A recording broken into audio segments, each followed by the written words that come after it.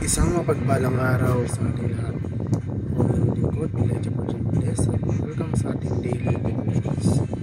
Ang ating verse for the day nasa Mateo, chapter 16, verse 19. Sinasabi dito na, ibibigay ko sa iyo ang mga susi ng kaharian ng langit. Ang ipagbawal mo sa lupa ay ipagbabawal sa langit. At ang ipahintulot mo sa lupa ay ipahihintulot din sa langit. Ang pangangaral ng Ebanghelyo ay nakikita bilang isang paraan upang mabuksan ang pinto sa kaharian ng Diyos dahil ibinabahagi nito ang mensahe ng kaligtasan sa pamamagitan ni Jesucristo na pinaniniwalaang ang pagpasok sa kaharian ng Diyos. Kabilang dito ang pagbabahagi ng mabuting balita ng buhay, kamatayan, muling pagkabuhay ni Jesus, at pag-anyaya sa mga tao na maniwala sa Kanya. Ipinagbabawal ng Biblia ang malawak na hanay ng mga gawain na malawak na ikinakategorya sa mga nauugnay sa idolatria, sexual na imoralidad, hindi tapat, karahasan at kawalang galang sa otoridad. Ang mga pagbabawal na ito ay matatagpuan sa buong luma at bagong tipan na may iba't ibang antas ng diin at partikular. Pinahihintulutan ng Biblia ang maraming gawain, lalo na sa loob ng balangkas ng mga utos at turo ng Diyos. Kabilang dito ang mga partikular na pagkilos tulad ng pagbibinyag at pagdiriwang ng hapunan ng Panginoon.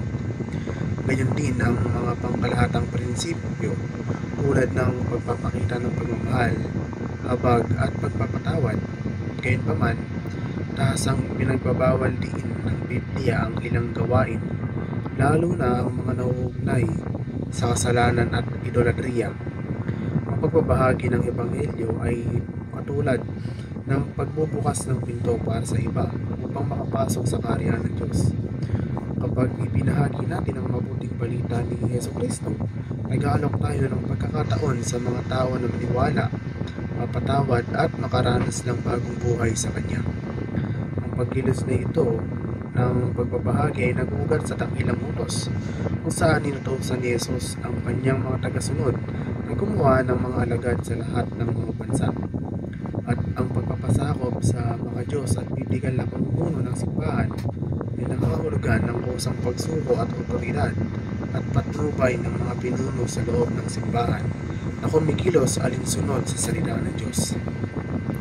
Kabilang dito ang paggalang sa kanilang tungkulin, pagsunod sa kanilang tagubilin at pagsuporta sa kanilang mga desisyon, habang kinikilala na ang kanilang otoridad sa huli ay nagmumula sa Diyos. Upang malutas ang mga alitan sa loob ng pamilya ng Diyos na tumutukoy sa mga Kristiyano, nag-aalok ang Biblia ng patnubay sa pagharap sa mga hindi pagkakasundo ng may pag-ibig, pagpapakumbaba at pagtutok sa pagpapatawad at pakikipagkasundo.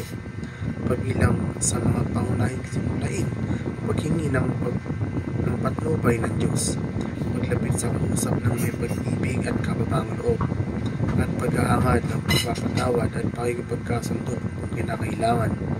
Nakatutulong din ang matalinong payo. Muli, ako ang inyong lingkod, Elijah Portugues, at dito na nagtatapos sa mga daily devotions.